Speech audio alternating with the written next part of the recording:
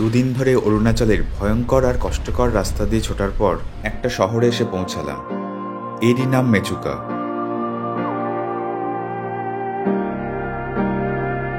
উঁচু পাহাড়ের মাঝে বিরাট একটা উপত্যকা, মাঝখান দিয়ে বয়ে চলেছে তিব্বত থেকে আসা শিয়ম নদী।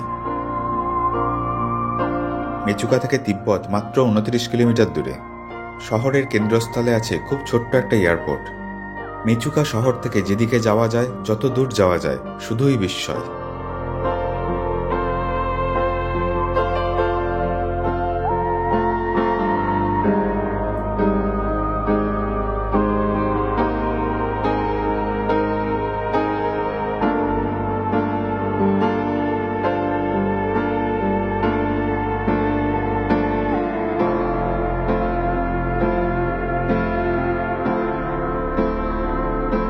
আমাদের ভ্রমণ পরিকল্পনা ছিল এরকম।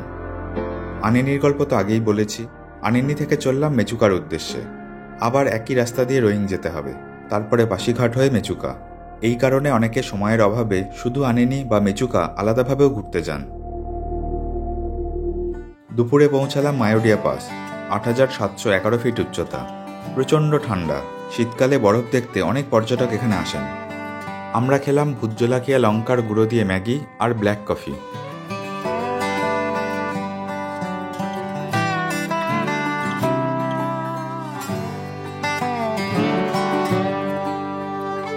আজ রাতে থাকবো পাশিঘাটে। যেহেতু আগে থেকে বুক করিনি, তাই হোটেল পেতে একটু সমস্যা হচ্ছিল।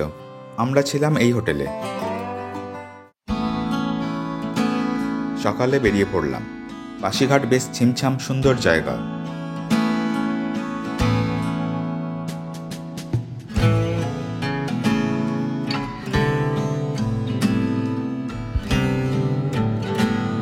মেচুকা আর আনিনির ট্যুর প্যাকেজ আমি নিয়েছিলাম মনোজ কাননগড় ট্রাভেল এজেন্সি থেকে।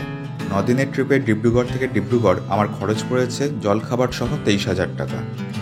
এর আগেও নর্থ ইস্টের বহু জায়গায় আমি ওনার মাধ্যমে ঘুরেছি।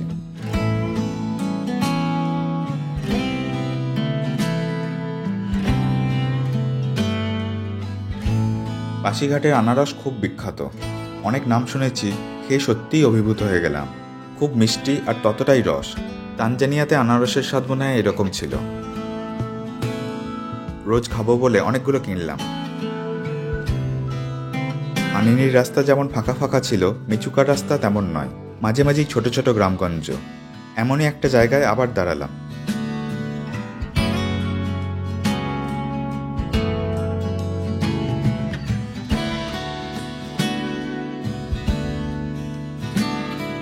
এইদিকে অনেক কমলা লেবুর বাগান আছে।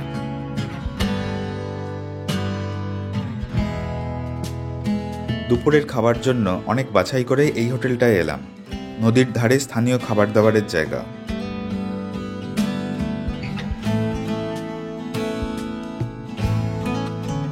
সবই এখানকার খাবার।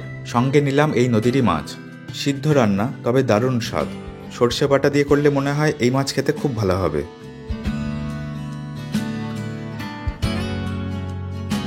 মেচুকার রাস্তা কোনো সময়ই ভালো ছিল না, এখন আরও খারাপ হয়েছে।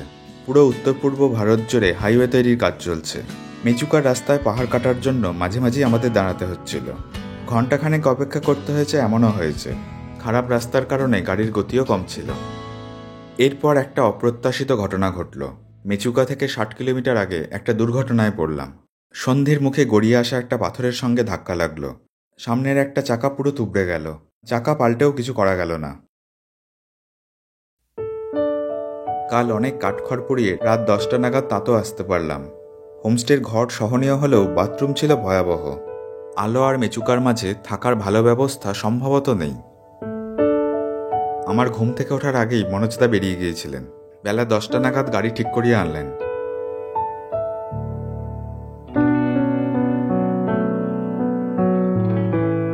দুপুরে মেচুকা পৌঁছালাম।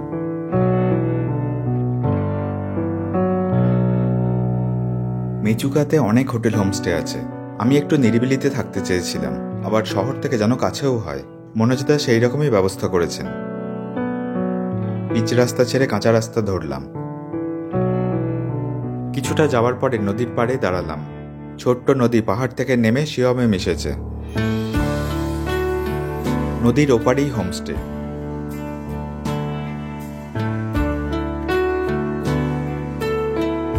সুন্দর বড় ঘর, সব রকম সুযোগ সুবিধে আছে।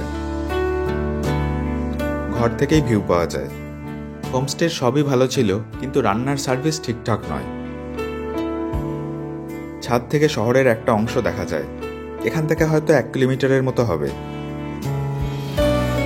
রাত্রের দৃশ্য এরকম ছিল।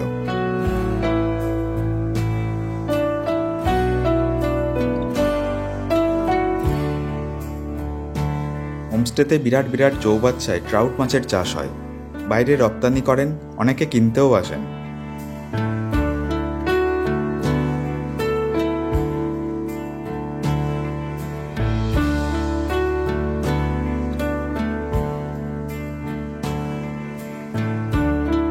বড় বড় সব ট্রাউট মাছ।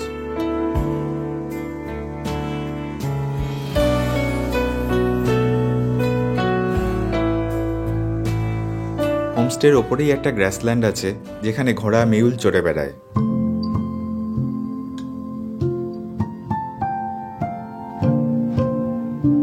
আমি এসেছি ডিসেম্বরের প্রথম সপ্তাহে। অক্টোবর থেকে এপ্রিল মেচুকা ভ্রমণের সেরা সময়। শীতকালে ভালো তুষারপাতও হয়।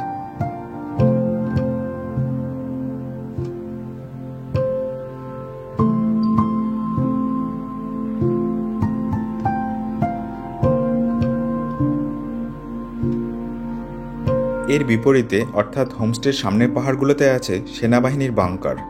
আমরা এবার গাড়িতে সেখানে উঠলাম। পাহাড়ের খাঁজে খাঁজে প্রচুর বাংকার, কাছে না গেলে বোঝাও যাচ্ছে না।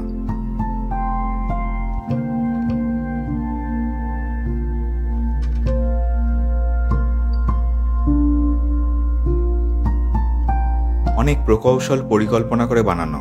সেনাদের কথা মনে করলে গা ছমছম করবেই।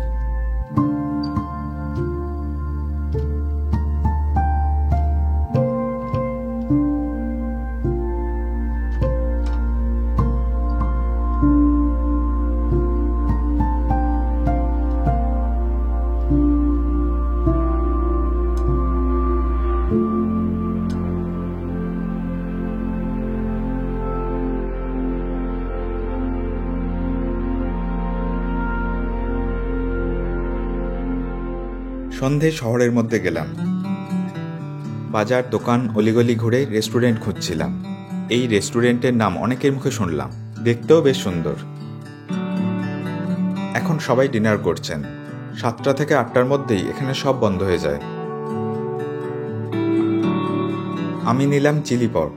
খাবারের দাম একটু বেশি, কিন্তু স্বাদ খুব ভালো। ব্যবহারও খুব আন্তরিক।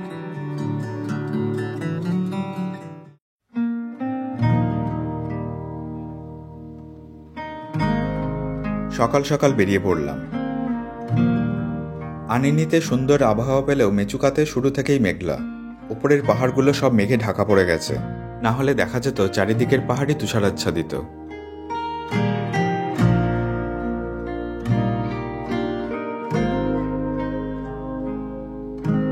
মেচুকার উচ্চতা 7000 ফিট।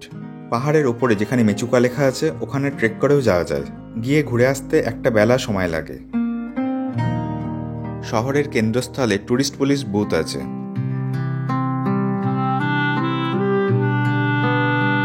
এইদিকে মেচুকা শহরের ঘনত্ব কমে এসে গ্রাম শুরু হয়েছে। ফাঁকায় ফাঁকায় এক একটা করে বাড়ি আর কৃষি জমি।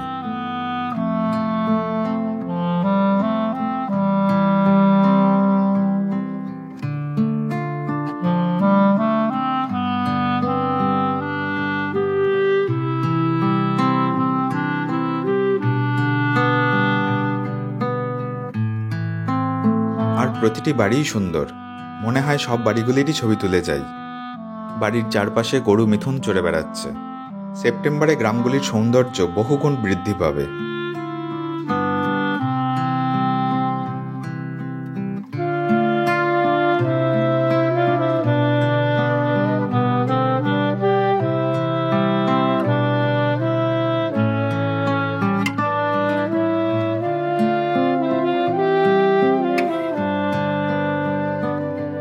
এই ব্রিজ থেকে দার্জিলিং গ্রাম পর্যন্ত সালমান খান সাইকেল চালিয়ে গিয়েছিলেন। আমরা ওই পথেই চলেছি। সালমান খান যে পর্যন্ত গিয়েছিলেন সেই জায়গার নাম হয়েছে সালমান পয়েন্ট।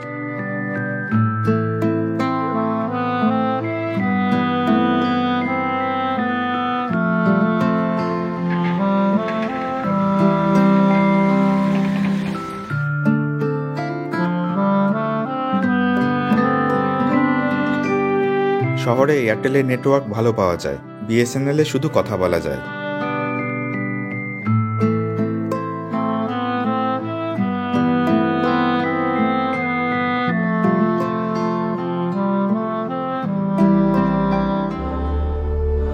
প্রায় জনহীন একটা প্রান্তরে আবার দাঁড়ালাম।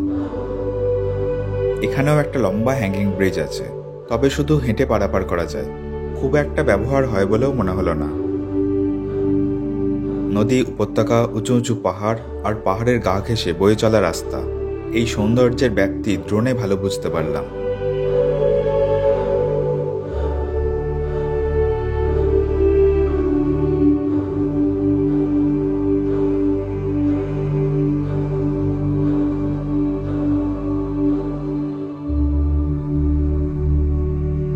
ঘন জঙ্গলের মধ্যে দিয়ে চলেছি। অনেকক্ষণ চলার পর জঙ্গলের মধ্যে একটা কাঠের বাড়ি দেখলাম।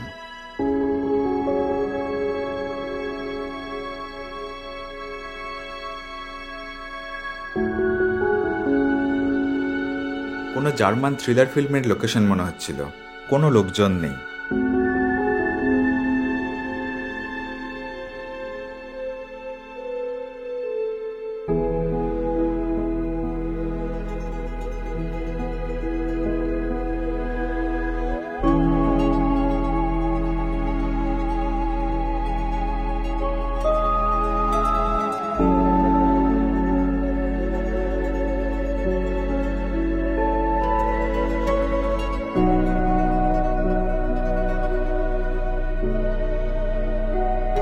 এর সূত্র ধরে বাড়ির লোকেদের সঙ্গেও পরিচয় হলো। মেচুকার মানুষরা খুব মিশুকে, সহজেই নিঃসংকোচে বন্ধুত্ব করে নেন, প্রয়োজনে সাহায্যের হাতও বাড়িয়ে দেন।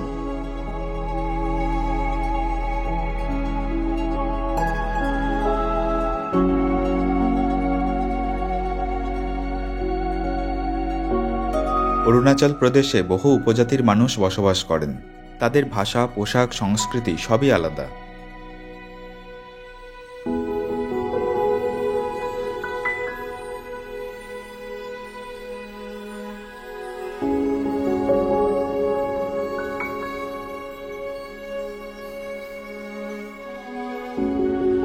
আরও কিছুটা যাওয়ার পর গাড়ি থেকে নেমে পড়লাম। এই রাস্তায় হেঁটে না গেলে কোনো মজা নেই। মেচুকাতে সাইকেল আর বাইক ভাড়া পাওয়া যায়।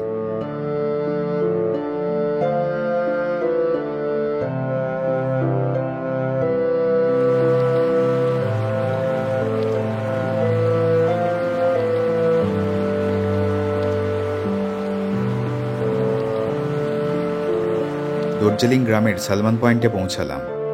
উত্তরবঙ্গের কথা মনে পড়ে গেল। আসলে দার্জিলিং শব্দটা এসেছে দার্জিলিং শব্দ থেকেই, তিব্বতী ভাষায় যার অর্থ বজ্র বিদ্যুতের দেশ, অর্থাৎ দুটো জায়গার নামকরণ একই ভাবনা থেকে হয়েছিল। এখানে অনেক সুন্দর সুন্দর থাকার জায়গা আছে, আরও তৈরি হচ্ছে। আমরা এখানে এলাম। খুব ভালো ভালো কটেজ, 2500 টাকা থেকে ট্যারিফ শুরু।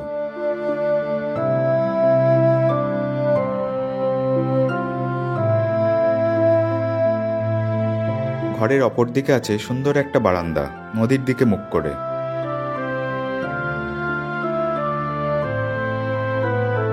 এখানেই আমরা জলখাবার খেলাম।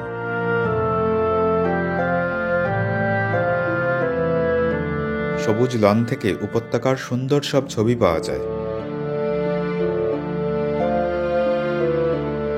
আরও এগোলে আরও অনেক সুন্দর সুন্দর গ্রাম আছে। মেচুকায় কমপক্ষে 3-4 দিন থাকা দরকার।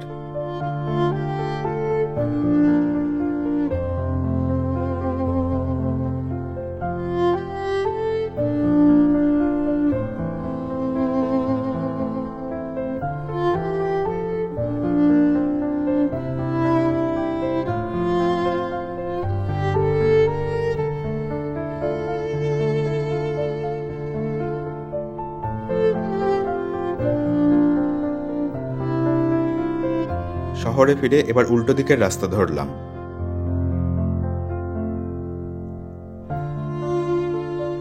সিয়ম নদীর দুতীরেই জনবসতি আছে, তাই বিভিন্ন প্রয়োজনে মানুষকে প্রতিনিয়ত নদী পারাপার করতে হয়।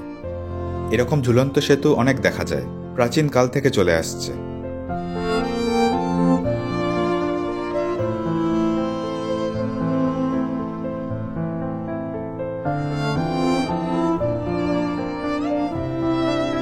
এবার আমরা চললাম পুরনো মনেস্ট্রির দিকে।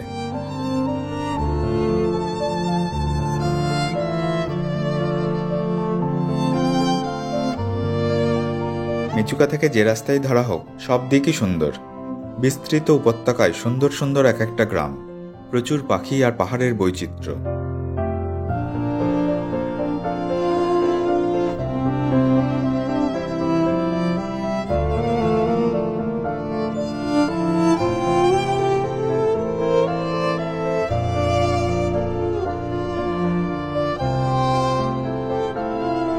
অনেক গ্রামে হোমস্টেও আছে দেখলাম।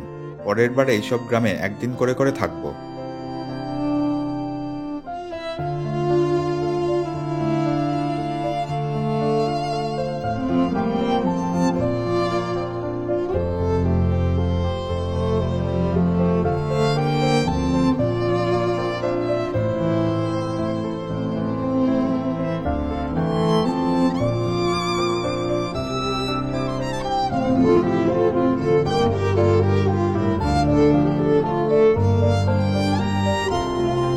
মাঝে রাস্তাও হারিয়ে ফেললাম। শুভেন্দুদা একজনের বাড়িতে জানতে গিয়েছিলেন। তারপর এদের সাথে দেখা হলো, এরাও মনেস্ট্রি যাচ্ছেন।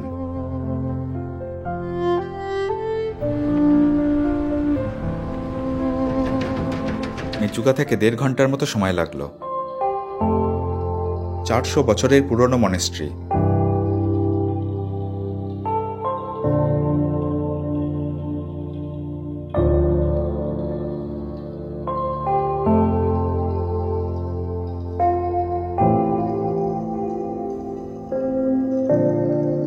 মনেস্ট্রি থেকে মেচুকার সম্পূর্ণ ভিউ পাওয়া যায়। ছোট একটা দরজা দিয়ে মনেস্ট্রির ভিতরে ঢুকলাম।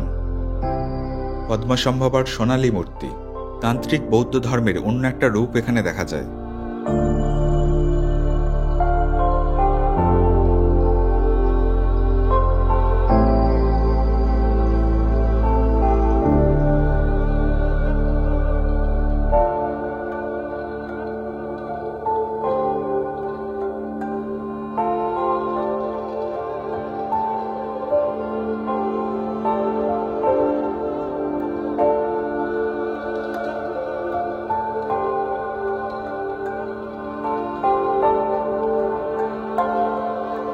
ফেরার সময় একটু ঘুরপথে অন্য রাস্তা দিয়ে ফিরলাম, যাতে আরো কিছু গ্রাম আর গ্রাম্য জীবন দেখা যায়।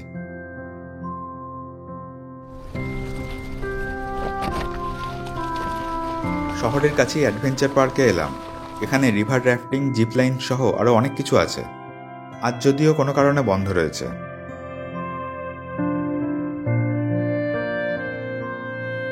দুপুরে আজ খাওয়া হয়নি। বিকেলবেলায় একটা ছোট্ট রেস্টুরেন্টে এলাম। আমরা অর্ডার করেছিলাম মোমো, ফালে আর থেন্টুক। সঙ্গে দিলেন ভূত জোলাকি আর আচার আর স্যুপ। এরপর হোমস্টেতে ফিরে যাই। হোমস্টের খাবারে তিতি বিরক্ত হয়ে শুভেন্দুদা আজ রান্না শুরু করেছেন। টুনা মাছের অনেকগুলো টিন এনেছিলেন।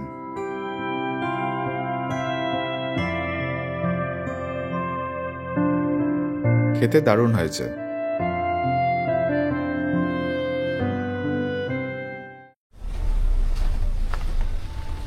ভোর 5টা নাগাদ আমরা বেরিয়ে পড়লাম। রাস্তার কাজ শুরু হওয়ার আগেই বেরিয়ে যেতে চাই। ইটানগর থেকে মেচুকা হেলিকপ্টার করেও যাতায়াত করা যায়।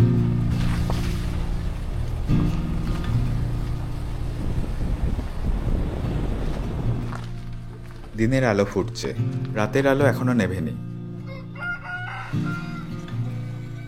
মেচুকা যাতায়াতে আলো বা পাশিঘাটেই সবাই থাকেন, বা বলা ভালো থাকতে বাধ্য হন। আমরাও আসার সময় থেকেছি, যাওয়ার সময় তাই অন্য কোনো জায়গা খুঁজছিলাম। সুন্দর একটা জায়গা পেয়েও গেলাম।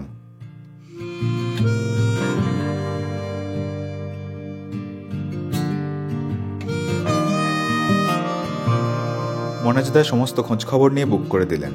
দুপুরে আলো শহরে লাঞ্চ করে বিকেলে বাসার ঢুকলাম। বাসার ছোট্ট একটা শহর, যেখানে স্কুল, কলেজ, হসপিটাল সবই আছে। শহরকে ঘিরে আছে ধানের জমি, ঘন রেন ফরেস্ট আর সবুজ পাহাড়। এত বড় উপত্যকা যে মনে হচ্ছিল সমতলে চলে এসেছি। আমরা থাকবো এই ফার্মস্টেতে।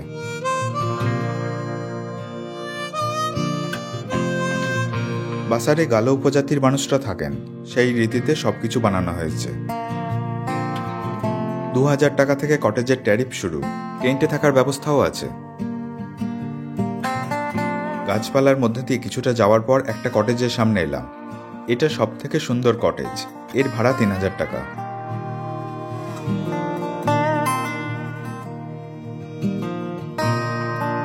ঘর যতটা বড়, বারান্দা তার থেকেও বেশি বড়। ধান পাকলে প্রায়ই এখানে হাতি চলে আসে। বাসার থেকে ডিব্রুগড় 160 কিলোমিটার। মেচুকা থেকে ফেরার সময় 1-2 দিন বাসারে থাকাই যায়। শুনলাম মেচুকার একটা শর্টকাট রাস্তা তৈরি হচ্ছে বাসার হয়ে, তখন আর আলো হয়ে যাতায়াত করতে হবে না।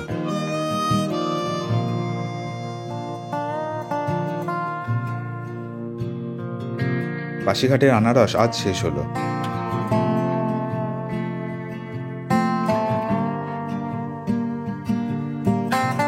বারান্দা থেকে দৃশ্য দিনে যতটা সুন্দর, রাত্রেও ততটাই।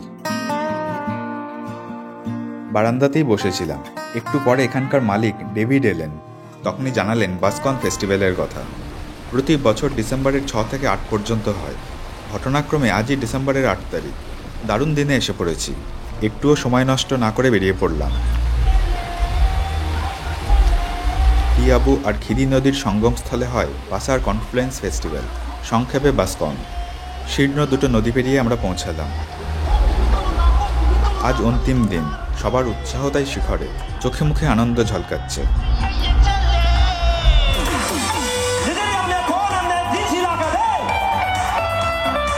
একটু ভিতরে যাওয়ার পর দেখলাম হুলুস্থুলুস কাণ্ড।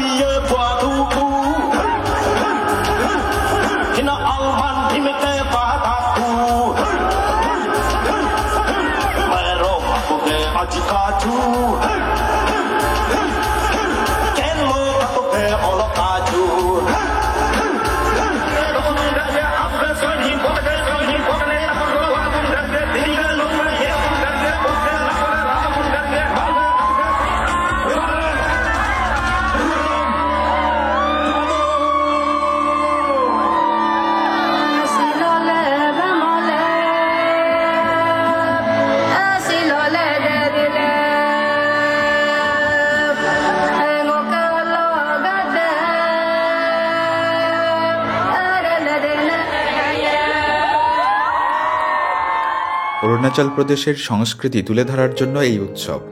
মঞ্চকে কেন্দ্র করে গোল করে আছে অজস্র দোকান। পোশাক, কুটির শিল্প সহ এখানকার অনেক জিনিসপত্র বিক্রি হচ্ছে, যার মধ্যে বেশিরভাগই খাবারের দোকান।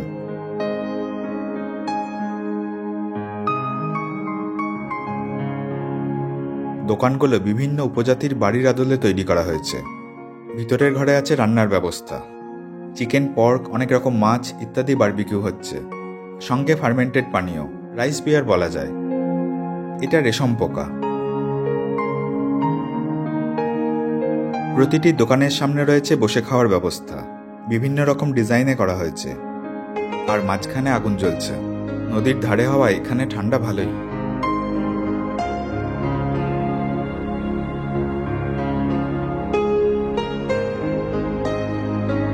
ডেভিড আমাকে ফার্মের আরেক মালিকের সঙ্গে পরিচয় করালেন। মাছ খেতে খেতে আড্ডা চলল। এই মাছগুলো নেওয়া হয়েছে এখান থেকে।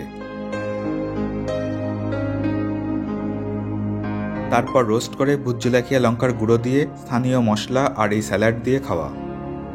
যে কোনো মাছই আমার খুব প্রিয়। এরকম পদ্ধতিতে খাওয়ার সুযোগ পেয়ে আরও ভালো লাগলো।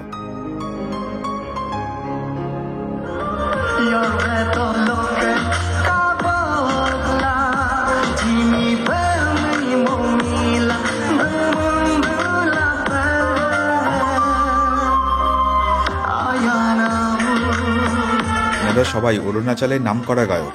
প্রতিটি গান দেখলাম সবার মুখস্থ।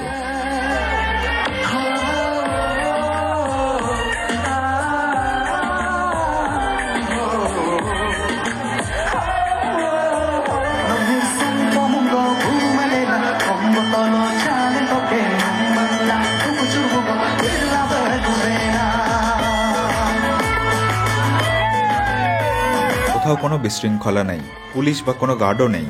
মেয়েরা নির্ভয়ে নিজেদের মতো করে উপভোগ করছেন। মাঝরাতে যখন আমরা ফিরেছিলাম তখন একজন কমবয়সী মহিলা লিফট চাইলেন। তার মধ্যে কোনো ভয় বা সংকোচ ছিল না।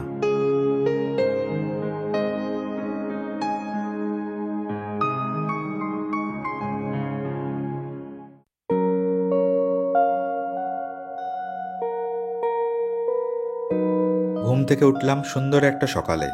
এত সুন্দর দৃশ্যের জন্য এত বড় জানালাই দরকার।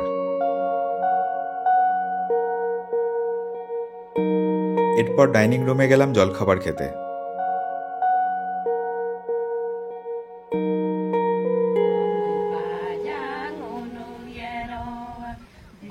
এনারা ছোটবেলার বন্ধু, বাসারেই জন্ম, পরে বিভিন্ন দিকে চলে গেছেন, কিন্তু স্মৃতির টানে আজ আবার সবাই মিলিত হয়েছেন। ওনাদের গানের অর্থও তাই।